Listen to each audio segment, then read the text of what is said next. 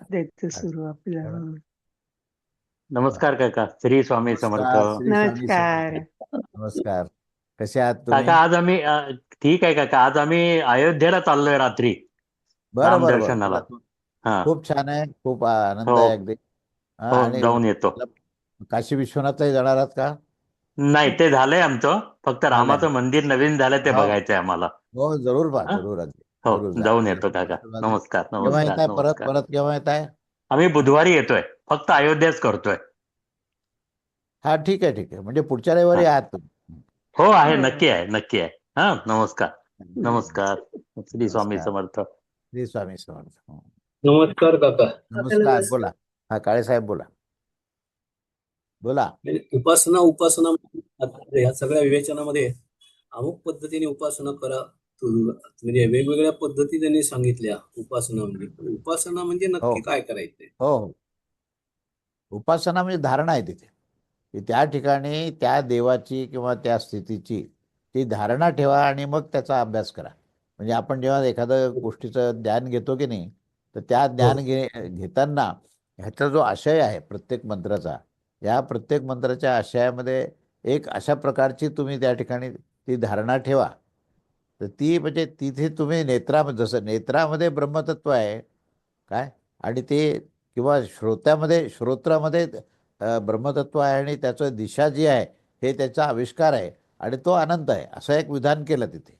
आणि हो हे विधान केल्यानंतर अशा प्रकारे तुम्ही उपासना करा हा जो शब्द वापरला, तर हो त्याचा अर्थ असा आहे की तुम्ही जेव्हा त्या श्रोत्राचा अभ्यास करता, जेव्हा त्याचं ज्ञान घेण्याचा प्रयत्न करता, तेव्हा तुमची उपासना म्हणजे काय, की धारणा जी तुम्ही धारणेमध्ये जी एक संवेदना किंवा तुम्ही एक अधिष्ठान ठेवता ज्ञानाचं, त्या ज्ञानामध्ये हे श्रोत्र हे साधे नाही आहेत.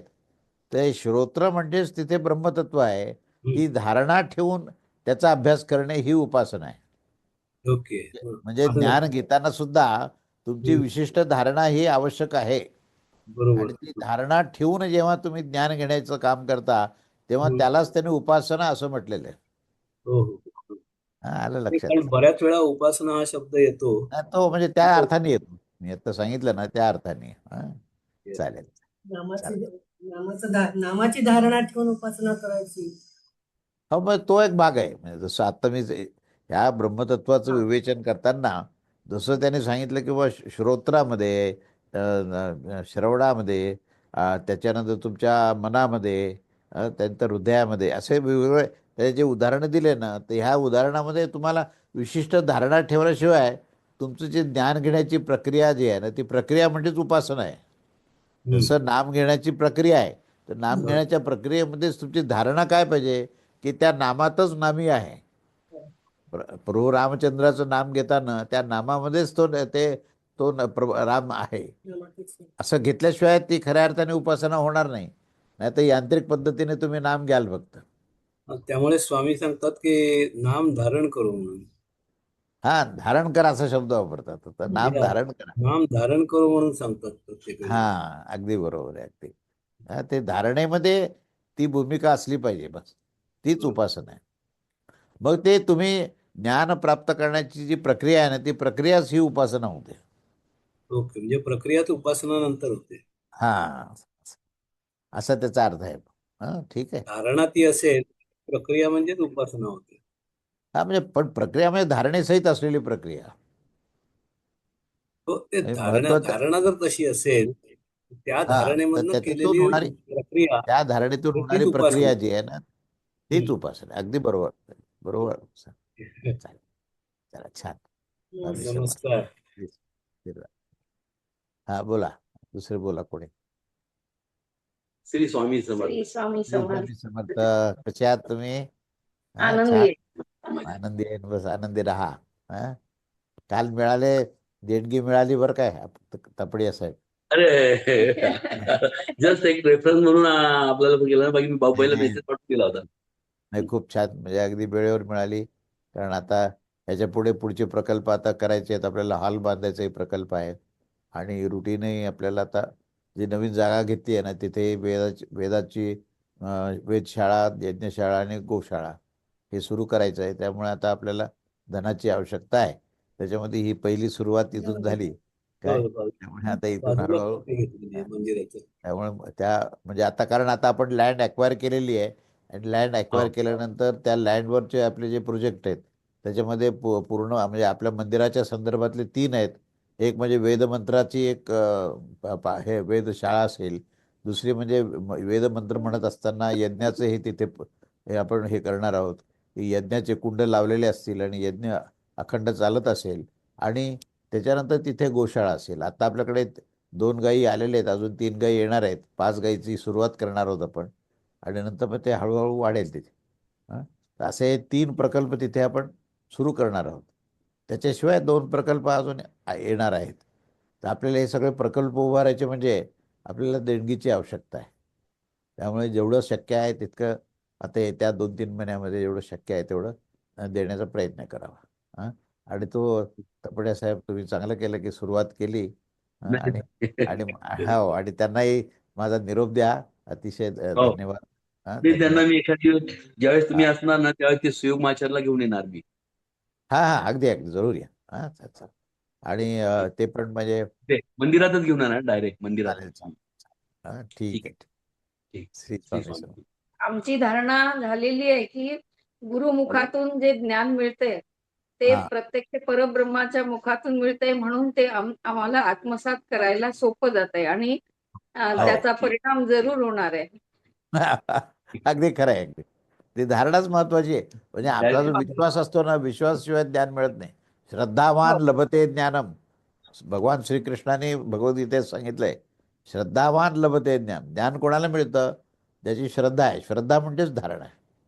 हां, असं तुमचं निश्चित चांगला उत्तम प्रकारे तुमचं हे होईल. श्री आशीर्वाद. स्वामी. श्री स्वामी बोला. श्री स्वामी समर्थ. श्री स्वामी समर्थ बोला. काय म्हणताय? कसे आहेत? हां, छान आहे. बोला. ऐकलं दादा आता प्रवचन? हा. ऐकलं का? हां, हो, हां, ऐकलं. आणि हां. हे उपासना म्हणजे स्वतःचं कॉन्सन्ट्रेशन इम्प्रूव्ह करण्याचीच एक प्रक्रिया आहे. हां, म्हणजे म्हणजे पहिल्यांदा तुमची जी धारणा असते ना, धारणा म्हणजे तुमचं जे काही बेसिक अझम्पशन्स ज्याला म्हणू आपण किंवा हम्म, आपण चांगलं काम केलं तर चांगले रिझल्ट मिळतील, हे आपलं अझम्पशन असतं. ती धारणा आहे. ज्ञानाची सुद्धा धारणा असते आणि ज्ञानाच्या धारणेवर होणारी जी कृती आहे त्यालाच आपण उपासना असं म्हणतो.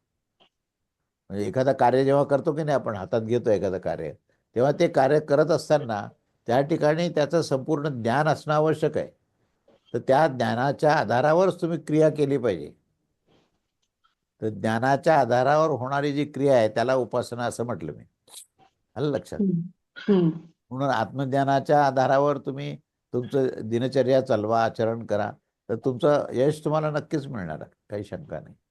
बरोबर. धारणेमध्ये शंका असेल तर क्रियेमध्ये शंका आहे. हा, करेक्ट. कळालं ना? हां, हे लक्षात घ्या. चला, खूप आशीर्वाद.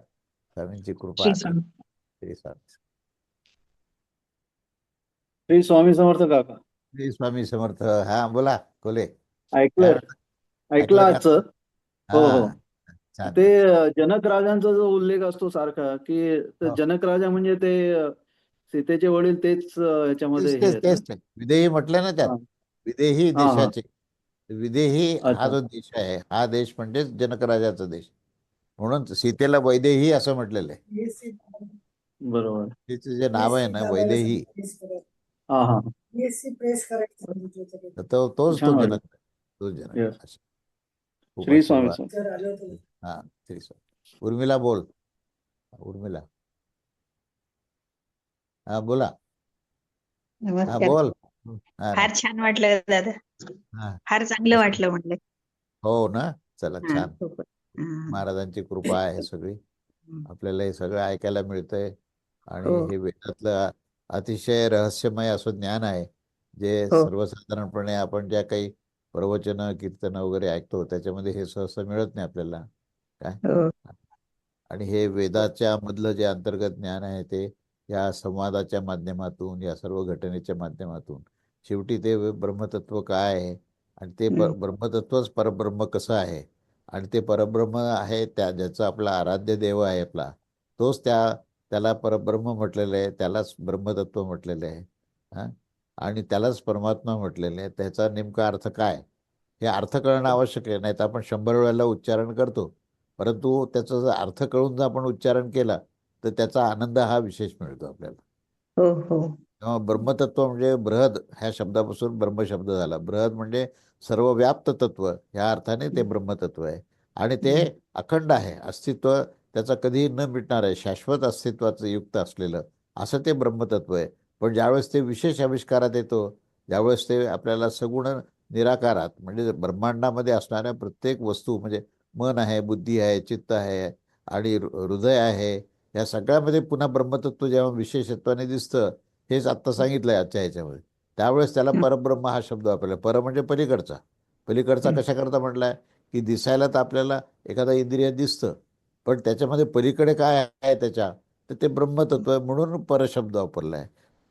मग त्या जो ब्रह्म जे तत्व जे पलीकडे आहे, अमूर्त आहे, त्या अमूर्त ब्रह्मतत्वाच्या पाहण्याची आपल्याला दृष्टी मिळावी हा वेदाचा उद्देश आहे. आणि त्यामुळे ह्या ब्रह्मतत्वालाच परब्रह्म आपण कसं पाहावं आणि या आत्मतत्वालाच परस्वरूपात म्हणजे सर्वत्र व्याप्त आणि पलीकडे असणारा जो दृश्यमान जी असणारी प्रत्येक गोष्ट जी आहे ही अशाश्वत अस्तित्व आहे, परंतु त्याच्या अधिष्ठानामध्ये जे एक तत्व आहे ते मात्र अखंड आहे, त्याचा कधीही विनाश होत नाही. तसं मनुष्याचा देह पाहताना सुद्धा त्या देहाच्या अधिष्ठानामध्ये जे आत्मतत्व आहे ते शाश्वत आहे. त्यामुळे त्या देहातून त्या शाश्वत तत्वाला पाहणं म्हणजेच परब्रह्माला पाहणं. त्यामुळे हे ब्रह्मतत्व आणि परब्रह्म हे दोन्ही आपल्याला त्याचं आकलन झालं तर मग विठ्ठलाच्या मूर्तीकडे पाहताना त्या मूर्त म्हणजे मूर्तीमध्ये हे अमूर्त तत्व, हे अमूर्त परब्रह्म तत्व आहे. ही दृष्टी तुम्हाला जर मिळाली तर तुमचा भक्तिमार्ग फार सुलभ होऊन जातो. हा त्याचा आशय आहे पूर्ण. हा? हो ते फक्त आपल्या कृपेने शक्य होऊ लागलंय, बाकी दुसरं काहीच निश्चित होणारच होणार. नाही. आणि कृपाच ते करून घेते असं आहे. हो बस, कृपा असली की श्रद्धावान आपली लभते कृपाच ते ज्ञानम. करून घेते. मी आता काय म्हटलं, श्रद्धावान लभते ज्ञानम. ज्याची तत्पर श्रद्धा आहे त्याला तत्पर परमेश्वर भरभरून ज्ञान देतो. पण ज्याला श्रद्धाच नाही, ज्याची आशंका आहे, जो तर्क करतो फक्त आणि तो गुरुवरच्या ज्ञानाची शंका घेतो, तर त्याला मात्र त्याच्यापर्यंत ज्ञान नाही पोचत. काय तर त्या ठिकाणी कुठेतरी धारणा त्याला पक्षी कदापि मिळणार. हा असं आहे. तो हे भगवद्गीतेत सिद्धांत तत्परम सांगितलाय. लभते सता. हा असं स्पष्ट उल्लेख आहे तर पुन्हा भगवद्गीता. तत्पर पाहिजे त्याच्यासाठी. हा मग हं. त्यामुळे तत्पर हे पाहिजे त्याच्यासाठी असं म्हणताय. अगदी अगदी नेक्स्ट स्टेप त्याची. हा अगदी खरं आहे. हा तर तशी धारणा ठेवा आणि ज्ञान तुम्हाला सहजतेने प्राप्त होईल. ज्ञान हे कुठेही म्हणजे आपण फार प्रयास करून ज्ञान मिळवतोय अशा प्रकारची भूमिका न होता नुसतं शांत आपण बसलो तरी तत्वज्ञानाचा प्रवाह आपल्यामधून जात असतो आणि आपल्याला त्याचा आनंदही मिळतो आणि त्याची प्राप्ती होते. तर हे आपल्यात ही स्थिती आली पाहिजे. काय आता प्रयास शून्य करायचे. प्रयास शून्य होणे म्हणजे अहंकार शून्य होणे. प्रयासामध्ये माणूस अहम सोडत नाही की मी प्रयत्न केला पण मला मिळाला नाही, अशा प्रकारची भूमिका असते. तर मी प्रयत्न करणारा मीच राहत नाही, तर मग तो प्रयत्न करण्याची भूमिका नाही आहे. तर काय भूमिका आहे, तर श्रद्धेने क्रिया करायची. श्रद्धेने क्रिया केली की ज्ञान त्याच्यात आपोआप पर्क्युलेट होतं पूर्ण. जसं आपण श्रद्धा ठेवली विहीर खोदताना की इथे पाणी लागणार, तेव्हा जो पाणी लागणार त्याने स्थान सांगितलं की मग तिथे श्रद्धा पाहिजे. याला ज्ञान आहे की नाही याचं तुम्ही जर परीक्षा पाहण्याकरता विहीर खोदत असेल तर किती खोल गेलं तरी पाणी शंका नाही. लागणार नाही. पण हा तज्ञ आहे आणि याने सांगितलं की इथे ह्या जमिनीचे खोदल्यानंतर इथे पाणी लागेल, तर तिथे लगेच झरा मिळतो.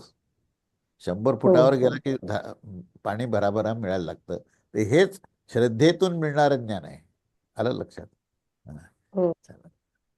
छान. मुख्य श्रद्धा आहे.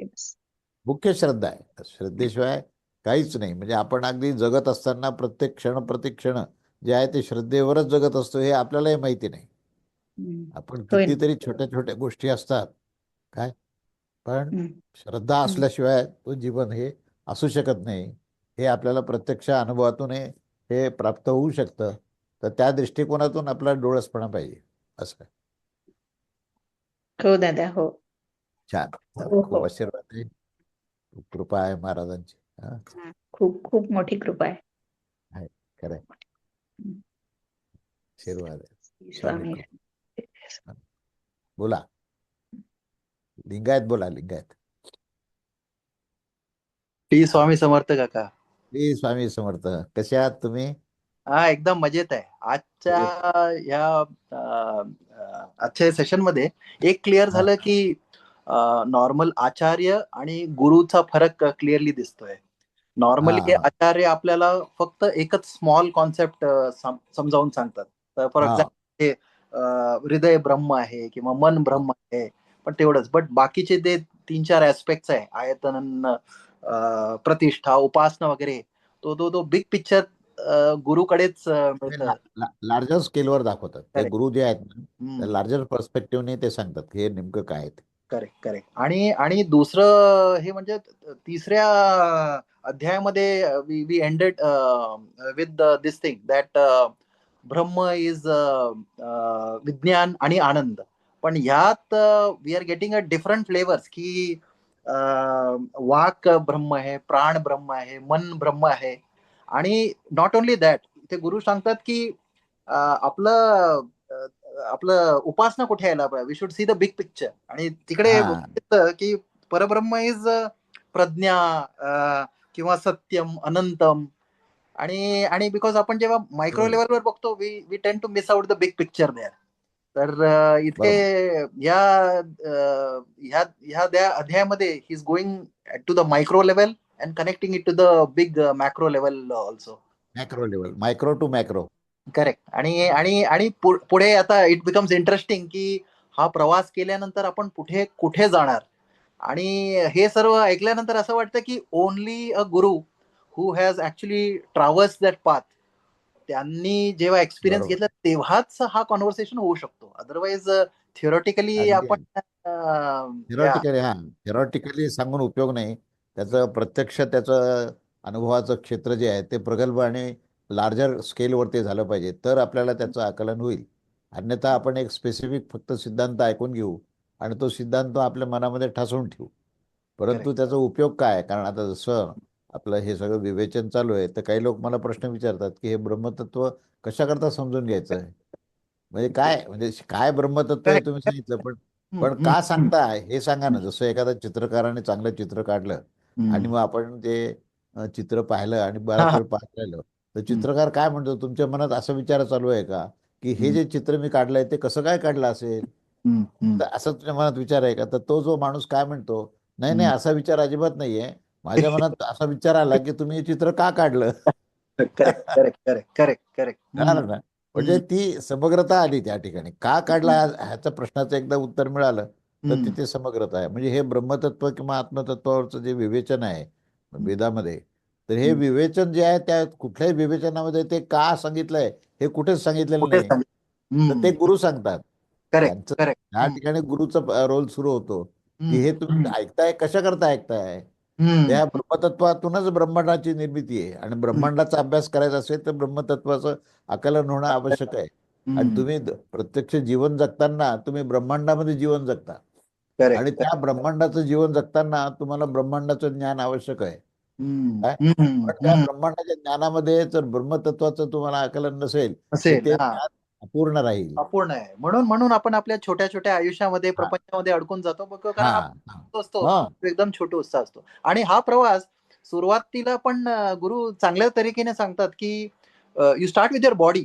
म्हणजे सुरुवातीचे जे ब्रह्मतत्वचे म्हणतायत की मन, हृदय, हे सर्व आपण we can experience it at a daily level and all that. म्हणूनच सांगतात जे एक्सपिरियन्स मध्ये.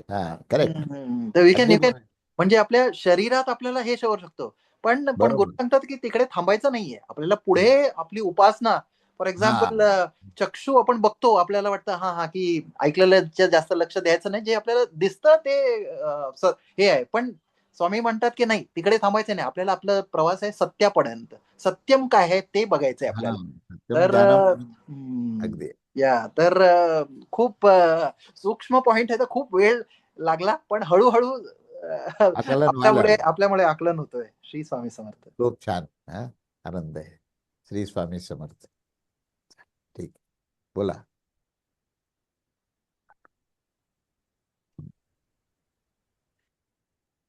हा प्रवीण, प्रणव प्रणव. नमस्कार काका. नमस्कार. काय म्हणतो, बरं आहे का? आनंद आहे हो एकदम. हो, बरं आहे की, बरं आहे. महाराजांची कृपा तुझ्यावर दिसतेच आहे मला. छान आहे एकदम तुझी दररोजची उपासना आणि सर्व आनंदी चालू आहे एकदम. हं? अशीच हो देवीची सेवा मस्त चालू आहे एकदम. हा खूप छान दे आनंद आहे. देवीचा हं? आशीर्वाद आहे. देवी सेवा करून घ्यायली. महाराजच सेवा करून घ्यायलीत माझ्याकडनं देवीची. बस अजून काय ह्याच्यापेक्षा जास्त श्रेष्ठ जगात दुसरं काहीच नाही. काय महाराजांची आज्ञा आहे की देवीच्या चरणापाशीच कायम. अगदी अगदी हो, असेच राहणार. खूप आशीर्वाद हो, कृपा. हो, चालेल. श्री स्वामी समर्थ. श्री स्वामी समर्थ. हा श्री बोला स्वामी सामंत समर्थ. बोला. किरण बोला. श्री आज स्वामी थोडासा समर्थ. उशीर झाला मला बरं जॉईन करायला, त्यामुळे पूर्ण ऐकू शकलो नाही, पण नाही रेकॉर्डिंग नक्की ऐकीन.